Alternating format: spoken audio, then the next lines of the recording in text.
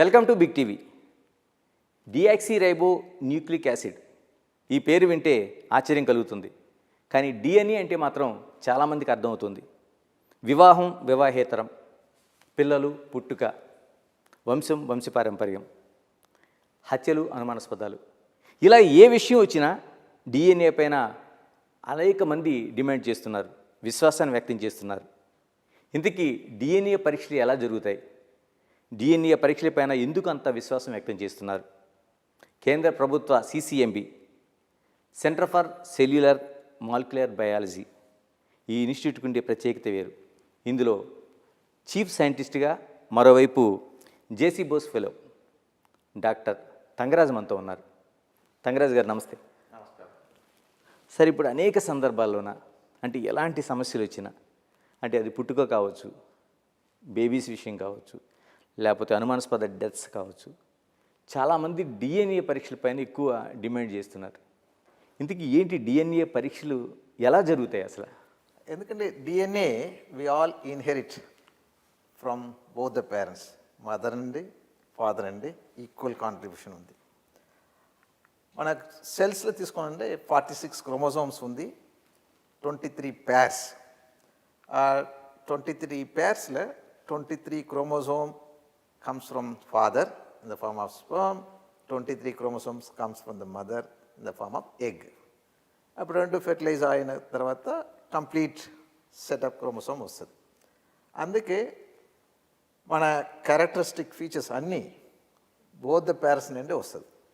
అందుకే ఇప్పుడు any doubt ఉందంటే డిఎన్ఏ టెస్ట్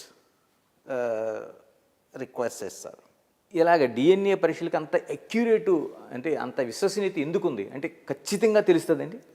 ఖచ్చితంగా తెలుస్తుంది. ఎందుకంటే డిఎన్ఏలో ఒక్కొక్క మందికి 98% ఆఫ్ డిఎన్ఏలో వేరియేషన్ ఉంది. ఆ వేరియేషన్స్ మనం అనలైజ్ చేసామంటే మనకు పర్ఫెక్ట్గా వీడు ఈ పిల్లల ఫాదరా లేకపోతే వీడు ఈ పిల్లల మదరా అన్నీ తెలిసిపోతుంది. సో అందుకే DNA can give 100% of evidence about the relationship. అంటే ఏ శాంపిల్స్ తీసుకుంటారండి అటు డిఎన్ఏ పరీక్షలకు సంబంధించి? ఎనీ బయాలజికల్ మెటీరియల్, బ్లడ్ కానీ, సమన్ కానీ, ఎయిర్ రూట్ కానీ, సలైవా కానీ, bones, any tissue, any biological material నుండి డిఎన్ఏ ఐసోలేషన్ చేయొచ్చు. వన్స్ డిఎన్ఏ ఉందంటే మన అన్ని రిలేషన్షిప్ కంపేర్ చేయొచ్చు. తల్లి, తండ్రి ఇద్దరి నుంచి కూడా ఎవరెవరైనా తెలుసుకునే అవకాశం ఉంటుందండి? అంటే బేబీ నుంచి శాంపిల్స్ కూడా తీసుకోవాలా? అవును, బేబీ నుండి తీసుకోవాలా, ఫాదర్ నుండి తీసుకోవాలా, మదర్ నుండి తీసుకోవాలా. ఓకే, ఇది ఓన్లీ ఫ్యామిలీలో మీరు ఎస్టాబ్లిష్ చేయాలంటే ఇది సరిపోతుంది. ఇప్పుడు some time because DNA fingerprinting has wide range of applications. ఏమంటే లెబారెటరీలో శాంపుల్ చేంజ్ అయిందంటే మెడికల్ ఇన్వెస్టిగేషన్ అప్పుడు ఇది చూడొచ్చు. ప్లస్ ఆర్గన్ ట్రాన్స్ప్లాంటేషన్లో డోనర్ రెసిపియంట్ ఇద్దరం బ్లడ్ రిలేటివా అని చూడాలంటే ఇది చూడొచ్చు. ఓకే, సమ్ టైమ్ అప్పుడు ఏమందంటే ఒకటి డోనర్ అండ్ రెసిపియంట్ పెటర్నల్లీ రిలేటెడ్ అని చేసుకుంది. ఓకే, ఫాదర్ 2-3 జనరేషన్ ముందు రిలేటెడ్ అంటే మన ఇట్లా సింపుల్ టెస్ట్ సరిగా రాదు. దానికి వేరు టెస్ట్ చేయాలి. వై క్రోమోజోమ్, ఎందుకంటే వై క్రోమోజోమ్ ఫాదర్ దగ్గర నుండే సన్కి వస్తుంది, సన్ నుండి గ్రాండ్ సన్ పోతుంది, అట్లా. So several generation you can trace using the why chromosome. అప్పుడు వై క్రోమోజోమ్ మార్కర్ యూస్ చేసి చేయొచ్చు. ఈవెన్ 3 జనరేషన్ 5 జనరేషన్ ముందు వాడు రిలేట్ అంటే ట్రేస్ చేయొచ్చు. On the other hand somebody says maternally related అంటే మైటోకాండ్రియల్ డిఎన్ఏ. అన్ని మందరకు మైటోకాండ్రియల్ డిఎన్ఏ ఓన్లీ మదర్ దగ్గర నుండి వస్తుంది. గ్రాండ్ మదర్ అండి, మదర్ నుండి నెక్స్ట్ జనరేషన్, సన్ డాటర్ ఇద్దరికి పోతుంది. కానీ son cannot transmit to the next generation, daughter can transmit. So maternally, if they say that both donor and recipients are maternally related, we can use the mitochondrial DNA. Sometime one generation there's a shift from maternal to paternal, then we have to use all the markers to establish the relationship. So it is used there. Sometimes people also says that there was a mass disaster and many people have died and they are beyond identifiable thing. Then one can use again the DNA combination of all these to trace whether so and so is relative of this particular family or not. So it has a wide range of applications, not only to just establish the paternity or maternity. Sir ఇప్పుడు ఇన్ని వేల కోట్ల మంది ప్రజలు ఉన్నారు మొత్తం ప్రపంచవ్యాప్తంగా world వైడ్గా ఉన్నారు. అందరికీ మనకి సంబంధించిన డిఎన్ఏ ఒకలాగా ఉండదండి. ఎందుకంటే అంత పర్టికులర్గా ఒక ఇద్దరు పర్సన్ సంబంధించింది తీయగలుగుతున్నారంటే మీరు చెప్తున్న క్రోమోజోమ్స్ని బట్టి అంటే అందరికీ ఒకేలాగా ఉండదండి, డిఫరెంట్ ఉంటాయని. Chromosome, if you look at 46 chromosome, everybody has 46 chromosome. Whereas if you look at DNA has the trend of getting mutated. In some region, the mutation can happen once in several thousands of years. Certain region, mutation happen in few hundred years. So, మన ఏమంటే మనకి ఏ result కావాలో మనకి ఏం కావాలో మనం ఏం తెలుసుకోవాలో ఈ మార్కర్ కూడా యూస్ అయ్యొచ్చు. ఇప్పుడు one generation within a generation we use the STR marker, short tender repeats. If you want to trace back several generation back, then we use marker accordingly. So single nucleotide polymorphic markers, some are very stable, so we use those markers. So we use combination of markers for establishing the relationship. So atlanande every single individual will have different set of mutation, unlike the monozygotic twins, because they come from a single fertilized egg, so they will have identical DNA sequence. So any marker if you analyze, they will be identical. Whereas there are some 5-6 children in a family, each one will have different profile, because they acquired different combination of chromosomes from both the parents. Although they inherit 50%, that means 23 chromosome from father, 23 from the mother, but the combination of those 23, because father has 2 sets, mother has 2 sets, but when it goes to the next generation, the combination of those will be different, therefore they will acquire unique combinations of those 23 from father, 23 from the mother. చాలా వరకు ఇప్పుడు మనకి ఈ మధ్య కాలంలో జరుగుతున్న దాంట్లో surrogacy అంటున్నాం, ఇంక్యుబేటర్ ద్వారా అంటే ఐవీఎఫ్ సిస్టంలో పిల్లలు పుడుతున్నారు. ఇలాంటి వాటికి వచ్చేప్పటికి ఫలానాని నిరూపించే అవకాశం తక్కువ ఉంటుందేమో కదా. ఇప్పుడు అది ఎంటైర్లీ డిఫరెంట్. అది ఇప్పుడు ఎందుకంటే parents if they don't have child after very long time after the marriage, so they have to go, because in Indian societal system they expect every parent to have the child or children. So in the normal course వాడుకు పిల్లలు పుట్టలేదంటే ఇది ఏమేమో చేస్తారు, child adapt చేస్తారు, లేకపోతే IVF చేస్తారు, లేకపోతే egg donation తీసుకున్నారు, స్పర్మ్ డొనేషన్ తీసుకున్నారు, ఎక్కడ ప్రాబ్లం ఉందో అట్లా తీసుకున్నారు. అంటే యాక్చువల్గా అయితే ఎవరు ఎగ్ డొనేట్ చేశారో కూడా తెలుసుకోవచ్చు కానీ లేటర్ ఆన్ ప్రాబ్లం. ఎందుకంటే బయటికి చెప్పడానికి కోసం కాదు, కానీ తెలుసుకోవచ్చు. ఎందుకంటే వాడికి తెలుసు, ఆ ఫ్యామిలీకి తెలుసు, బట్ ఆఫ్టర్ సెవరల్ జనరేషన్ కూడా తెలుసుకోవచ్చు. సరే, యాక్చువల్గా ఈ డిఎన్ఏ అంటే ఈ మధ్య కాలంలో బాగా పాపులర్ అయింది. ప్రతి సామాన్యుడు కూడా డిఎన్ఏ పరీక్షల కోసం వాడు డిమాండ్ చేస్తున్నాడు ఉన్నది. అంత అక్యురేట్గా వస్తుందని వాడు మైండ్లో ఫిక్స్ అయ్యారు. ఎప్పుడు స్టార్ట్ అయ్యింది అసలు యాక్చువల్గా ఈ డిఎన్ఏ అనే దానికి పరీక్షలు చెయ్యాలి, దీన్ని అక్యురేట్గా తేల్చాలనేది ఎక్కడి నుంచి పరిశోధనలు స్టార్ట్ అయింది ఈ సైంటిఫిక్గా? ముందు డాక్టర్ అలెక్స్ జెఫ్రీ వాడు కూడా బేసిక్ రీసెర్చ్లో సడన్గా చూశారు, ఒక డిఎన్ఏ ఫ్రాగ్మెంట్ ఐసోలేట్ చేసి బీటాగ్లోబిన్ జీన్లనండి. వాడు మామూలు రీసెర్చ్లే ఇప్పుడు డిఫరెంట్ ఇండివిజువల్ డిఎన్ఏలే అది హైబ్రిడైజ్ చేసినప్పుడు ఒక్కొక్క ఇండివిజువల్కి సపరేట్గా బ్యాండింగ్ ప్యాటర్న్ ఉంది, యూనిక్గా బ్యాండింగ్ ప్యాటర్న్ ఉంది. అప్పుడు అది డిఎన్ఏ ఏం యూస్ చేశారో అప్పుడు చూసేప్పుడు రిపిటేటివ్ సీక్వెన్స్ ఉంది డిఎన్ఏలే.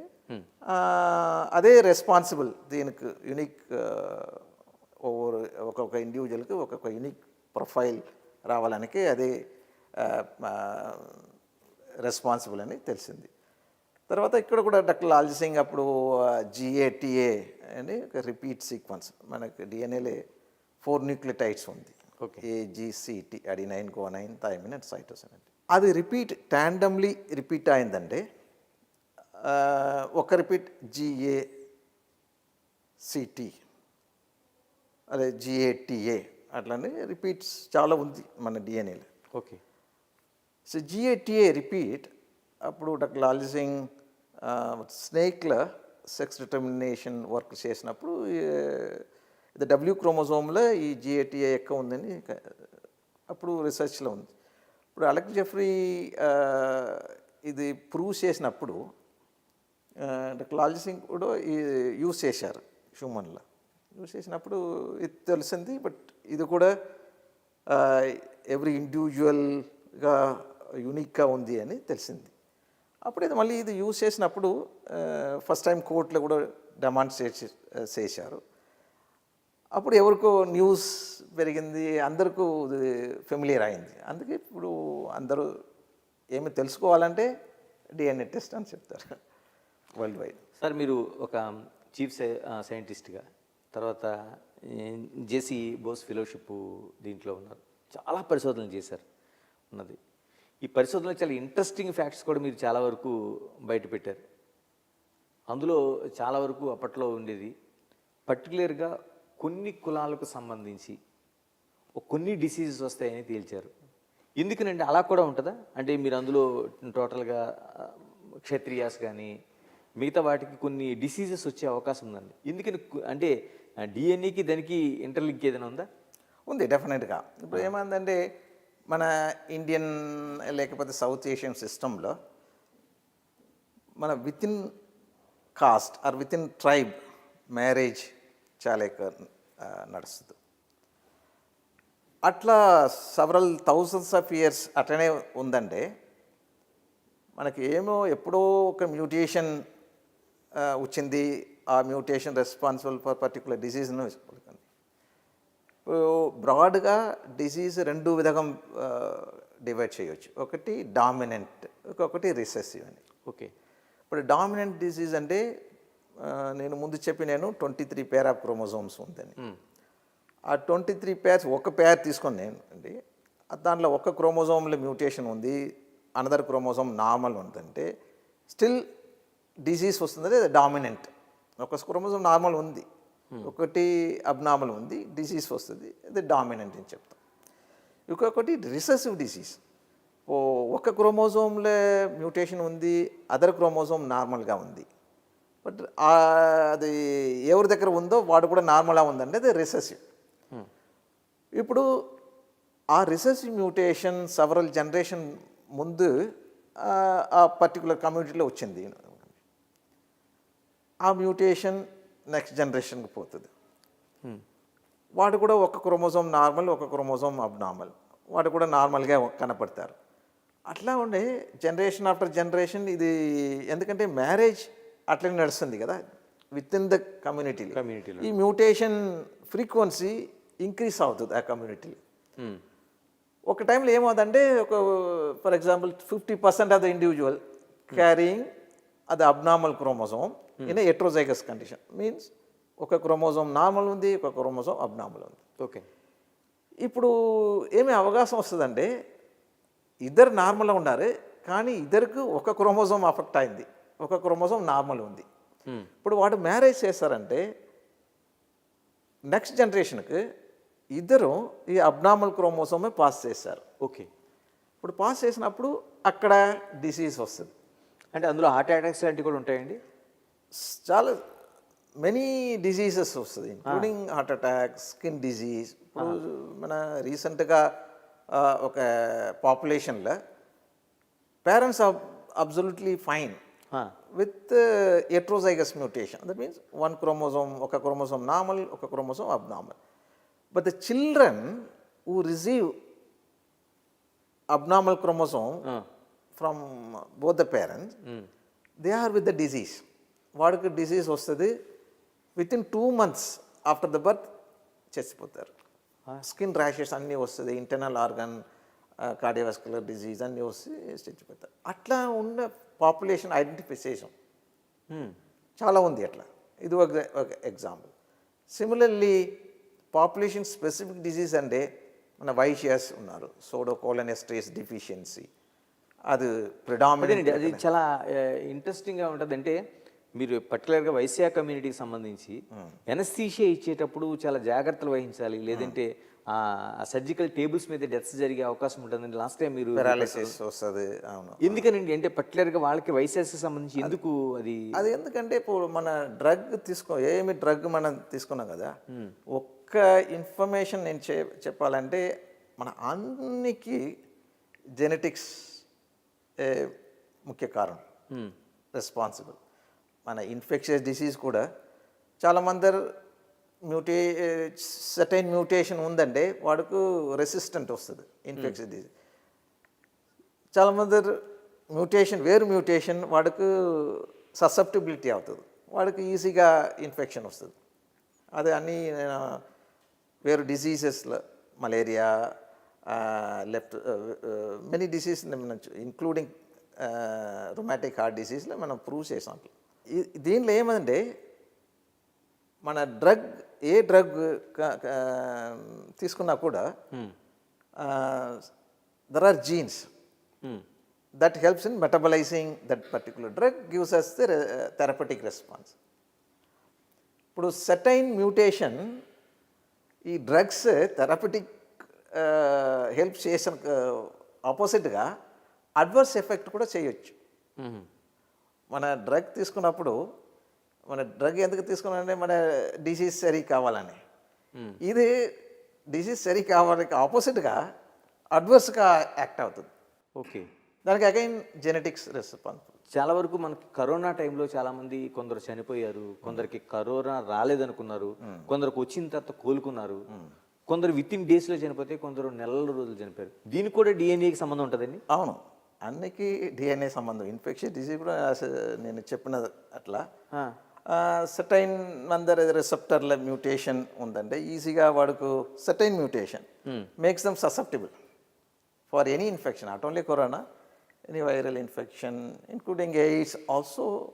There's a CCR5 gene la mutation undante vadaku resistant undachchu. Similarly any disease, malaria kuda atla undi, sickle cell mutation unna vadaku malaria raadu, endukante malarial parasite dantlo పోదండి. Thalassemia patients sickle cell, అందుకే sickle cell స్టార్టింగే because to give prevention against the sickle malaria అట్లా వచ్చింది. So అట్లా చూసారంటే అన్నికే base genetics. మీ పరిశోధనలో ఒక కీలకమైన అంశాల్లోన అంతవరకు పిల్లలు పుట్టకపోవడానికి కారణం మహిళలు మాత్రమే అనుకునే ఒక పెద్ద ఇది ఉండేది. చాలా వరకు కుటుంబాల వివాదాలు కావచ్చు, ఆడపిల్లలను బయటికి పంపించడం కావచ్చు జరిగేది. మగవాళ్ళలో ఉండే లోపాల వల్ల కూడా ఇది పిల్లలు పుట్టకపోవడానికి వ్యంధ్యత్వానికి కారణం అనేది మీరు ఒక తేల్చారు. ఏంటంటే అది అప్పటి వరకు ఎందుకు తేల్చలేకపోయారు అసలు పరిశోధనలో? ఇప్పుడు మన సొసైటీలో మామూలుగా ఏమంటే పిల్లలు రాలేదంటే mother in law always blame daughter in law కదా, అట్లా లేదు. ఇప్పుడు ఇన్ఫెర్టిలిటీ అని తీసుకున్నారంటే ఇద్దరు ఈక్వల్గా కాంట్రిబ్యూషన్ ఉంది, మేల్ 50%, ఫీమేల్ 50%. ఎందుకంటే again lot of genes are involved in sperm production, sperm motility, అది అన్నికి ఉంది. Similarly egg production and so on. So only female is not responsible. So both are responsible. One has to think that again in a society we have to give them enough information that not only girl, boy also responsible for infertility. అప్పుడు మన male infertility ఒక 25 yearsగా research చేసాం. అప్పుడు why క్రోమోసోమ్స్లో చాలా jeans ఉంది, అది delete అయిందంటే azoospermia, sperm లేదు, స్పెర్మ్ ఎజాకులేషన్, అది ఏజూస్పెర్మియా అని చెప్తాం. అట్లనే ఇప్పుడు రీసెంట్గా ఏమైనా చూసారంటే ఆటోసోమల్ జీన్స్, ఎక్స్ క్రోమోసోమ్ జీన్లో మ్యూటేషన్ ఉందండి. పర్టికులర్గా ఇప్పుడు ఎక్స్ క్రోమోసోమ్ జీన్ సన్ తీసుకున్నామండి, ముందు చెప్పిన అట్లా 23 క్రోమోసోమ్ ఫాదర్ దగ్గర ఉంది వస్తుంది, 23 క్రోమోసోమ్ మదర్ దగ్గర ఉంది. అట్లా ఆటోసోమ్స్ అని చెప్తాం, 22 పేర్స్, అది ఈక్వల్గా వస్తుంది. Sex chromosome X and Y. So మేల్లో వై క్రోమోసోమ్ ఫాదర్ దగ్గర నుండి వస్తుంది, ఎక్స్ క్రోమోసోమ్ మదర్ దగ్గర నుండి వస్తుంది. కానీ ఇప్పుడు చూసినది ఎక్స్ క్రోమోసోమ్ జీన్లో మ్యూటేషన్ ఉందంటే కూడా వాడు ఇన్ఫెర్టిలిటీ అవుతారు. మళ్ళీ చూసారంటే ఎక్స్ క్రోమోసోమ్ యాక్చువల్గా మదర్ దగ్గర నుండి వస్తుంది. So to not all cases, at least some proportion of the male ఇన్ఫెర్టిలిటీలో the male infertility is due to mutation on the X chromosome which is passed by mother. So certain కేసెస్లో ఏమందంటే అక్కడ mother in లావే responsible, ఎందుకంటే abnormal chromosome వాడి దగ్గర సన్కి వస్తుంది, son infertility because of the mother in law. So one has to think in a society that when there is a disease, so both are responsible, particularly in case of infertility. 1991లో అంటే సిసిఎంబికి అతిపెద్ద ఒక చర్చనీయాంశమైన ఒక case, మాజీ ప్రధాని రాజీవ్ గాంధీ చనిపోయినప్పుడు, అంటే ఒక బాంబ్ బ్లాస్ట్ జరిగినప్పుడు, అన్ని ఛిద్రమైన బాడీలన్నీ పడిపోయినప్పుడు, ఎవరెవరో గుర్తించలేనప్పుడు ఇక్కడ పరిశోధన చేసి తేల్చారు. అంటే అలా తేల్చొచ్చండి అది, అంటే ఒక ఎవరు ఆ వ్యక్తి అనేది తేల్చడం ఎలా సాధ్యమవుతుంది డిఎన్ఏలో? చేయొచ్చు. అప్పుడు డాక్టర్ లాల్జీ సింగ్ అప్పుడే అదే probe, GATA probe DNA finger ప్రింట్కి యూస్ చేసేవచ్చు అని అప్పుడే డెమాన్స్ట్రేషన్ చేశారు. అప్పుడు అక్కడ ఒక అమ్మాయి తాను అంటే బెల్ట్లో బాంబు పెట్టేసి చచ్చిపోయారు. ఎవరు ఐడెంటిఫై అప్పుడు రాలేదు, ఎందుకంటే ఫుల్లీ పీసెస్ అయింది. అక్కడ అమ్మాయి దగ్గర నుండి శాంపుల్ తీసుకొని, ప్లస్ వాడు పేరెంట్ దగ్గర నుండి బ్లడ్ తీసుకొని, అమ్మాయి అది బ్లడ్, అమ్మాయి అంటే అది బెల్ట్ నుండి టిష్యూ ఉంది కదా, అది పేరెంట్ దగ్గర పేరెంట్స్ నుంచి తీసుకున్నారు. తీసుకొని అది కంపేర్ చేశారు. ప్లస్ డాక్టర్ రాజీవ్ గాంధీ కూడా అప్పుడు మిస్టర్ రాజీవ్ గాంధీ కూడా తెలిసింది. ప్లస్ ఇంకొకటి ఏంటంటే అది మాస్టర్ ప్లాన్ చేసిన వాడు శివరాసన్ అని, వాడు ఎన్కౌంటర్లో బెంగళూరులో షూట్ చేశారు. అప్పుడు కూడా వాడు శ్రీలంక నుండి వచ్చారు. అప్పుడు వాడు పేరెంట్స్ శాంపుల్ కూడా తీసుకొని వారు ఎవడని కంపేర్ చేసి ఐడెంటిఫై చేశారు. ఓకే, అంటే డిఎన్ఏలో ఇంత సాధ్యమండి? అన్నీ సాధ్యం. సార్, సాధారణంగా భారతదేశంలోన మనం చెప్పుకునేది ద్రవిడులు, ఆర్యులు అని చెప్తుంటారు. అంటే ఈ ఇద్దరికి రెండు వేరు డిఎన్ఏలు ఉంటాయండి, లేకపోతే అన్నీ ఒక చోట నుంచి వచ్చినవా? ఎలాగ జర్నీ జరిగింది అసలు వీటికి? ఇప్పుడు అది చూసారంటే అది వేరు యాంగిల్లో పోతుంది. ఇప్పుడు అందరూ మోడర్న్ హ్యూమన్ అంటే మన ఎట్లా ఉన్నాం అట్లా, అన్నికి ఆరిజిన్ ఆఫ్రికానే. అంటే మొత్తం ప్రపంచం అంతటికి అందరికీ మోడర్న్ హ్యూమన్ అని ఆరిజిన్ ఆఫ్రికానే. ఆ డిఫరెంట్ పాయింట్ ఆఫ్ టైంలో మైగ్రేట్ చేశారు. ఇప్పుడు ఇండియాలో ఉన్న పర్టికులర్గా అండమాన్ అండ్ నికోబార్ ట్రైబ్స్, పర్టికులర్గా వాడు ఇప్పుడు చూసినా కూడా ఆఫ్రికన్ అట్లా ఉన్నారు కనపడరు. ఓకే, సో వాడే ఫస్ట్ మోడర్న్ హ్యూమన్ అక్కడ నుండి మైగ్రేట్ అయిన వాడు. ఓకే, అంటే ఆఫ్రికా నుంచి అండమాన్ వెళ్ళారు. వెళ్ళినప్పుడు కొంచెం అందరు సౌత్లో స్టే చేశారు, కేరళ లేకపోతే తమిళనాడులో. వాడే ఫస్ట్ సెటిలర్ మన ఇండియా దేశంలో. ఓకే, మళ్ళీ సెకండ్ వేవ్ వచ్చినప్పుడు ఇంకొక వేవ్ నార్త్ సైడ్ అండి వచ్చింది. మన రీసెర్చ్లో మన హైపోథెటికల్గా యాన్సెస్ట్రల్ సౌత్ ఇండియన్ అది ఫస్ట్ మైగ్రేషన్ చెప్తాం, యాన్సెస్ట్రల్ నార్త్ ఇండియన్ వాడిని చెప్తాం. ఇప్పుడు ఈ రెండు ఫౌండింగ్ పాపులేషన్ కొంచెం మైగ్రేట్ అయ్యి అన్నీ మిక్స్ అయింది ఇప్పుడు. ఓకే. ఇప్పుడు సెపరేట్గా ఆర్యన్ ఎవరు లేదు, లేదు. ఇప్పుడు అందరం మిక్స్ అయిన. ఓకే. ఆర్యన్ ద్రవిడియన్ అనేది ఏం లేదు. ఇప్పుడు ద్రవిడియన్ లాంగ్వేజ్ స్పీకర్స్ ద్రవిడియన్ ఉన్నారు. ఇప్పుడు ఆర్యన్ ఇన్వేషన్ చేస్తాం కదా, ఆ ఆర్యన్ ఇన్వేషన్ మల్టిపుల్ మైగ్రేషన్ నడిచింది, కానీ ఇప్పుడు సపరేట్గా ఆర్యన్ అట్లానే ఎవరు లేదు, ఎందుకంటే అందరూ మిక్స్ అయిన. Only different proportion of mixing ఉంది. ఇప్పుడు మిక్సింగ్కి బెస్ట్ ఎగ్జాంపుల్ ఏమంటే మన స్కిన్ కలర్. ఎందుకు వస్తుందండి ఇది కూడా డిఎన్ఏలో మ్యూటేషన్ కదా? స్కిన్ కలర్ కూడా మ్యూటేషనే. అంటే ఇప్పుడు మనం చైనీస్ని తీసుకుంటే అందరూ ఒకే ప్యాటర్న్లో వైట్లో ఉంటారు. కరెక్ట్. మనకి రెడ్ ఇండియన్స్ని తీసుకోవచ్చు, లేకపోతే ఇండియన్ ది అటు అమెరికన్స్, ఆస్ట్రేలియా, ఇవన్నీ డిఫరెంట్ ఆఫ్ కలర్స్ ఎంత ఉంటుంది. కరెక్ట్. ఇది వాడు అందరూ హోమోజనైజ్ అయ్యారు, అప్పుడే మిక్సింగ్ అయ్యి అందరూ ఒకటి. మన ఇక్కడ ఏమందంటే లాస్ట్ 2000 ఇయర్కి ముందు అందరూ మిక్స్ అయిన తర్వాత లాస్ట్ 2000 ఇయర్స్ ఎవ్రీ పాపులేషన్ ఇప్పుడు ఎండోగామిని చెప్తాం.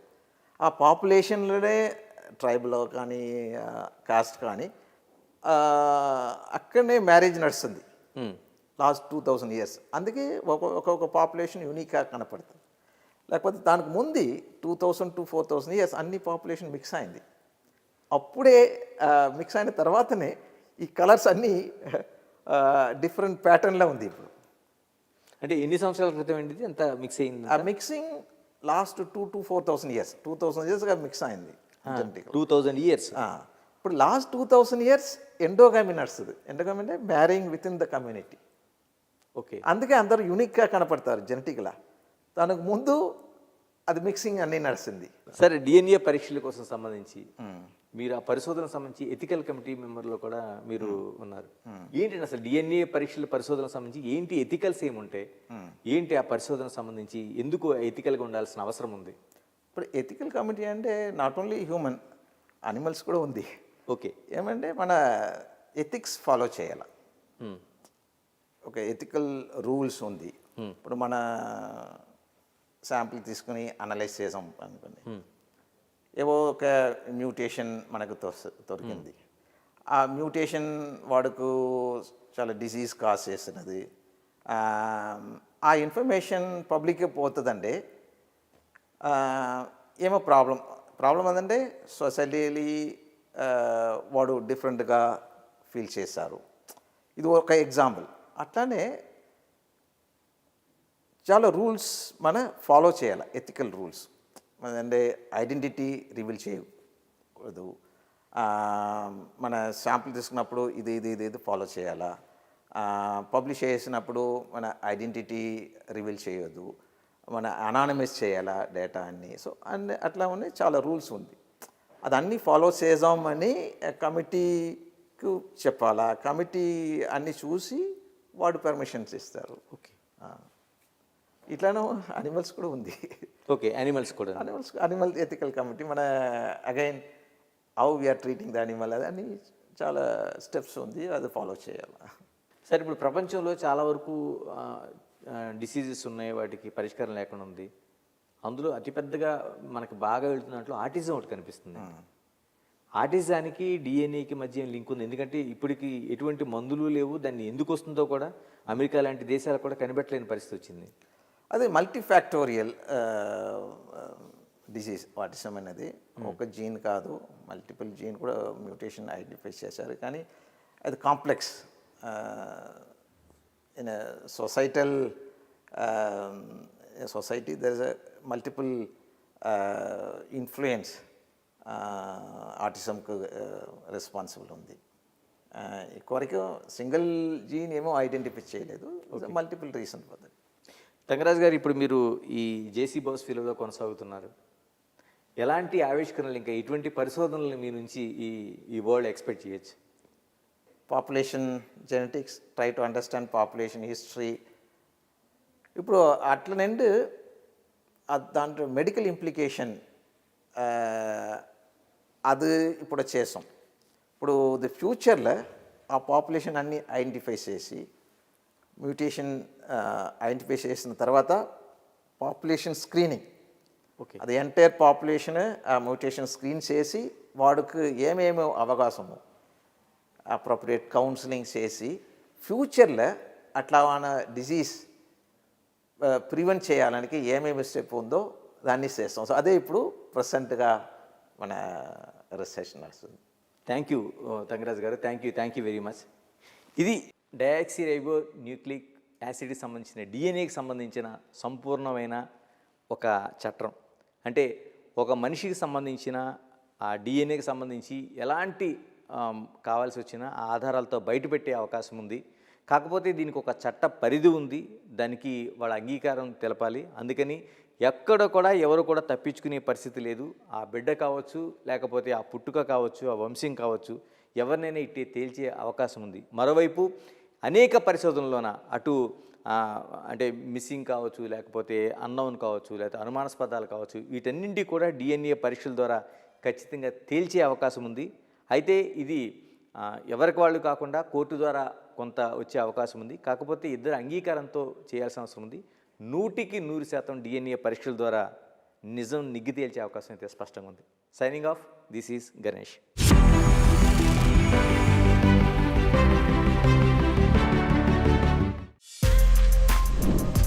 For more videos like this, subscribe Big TV channel.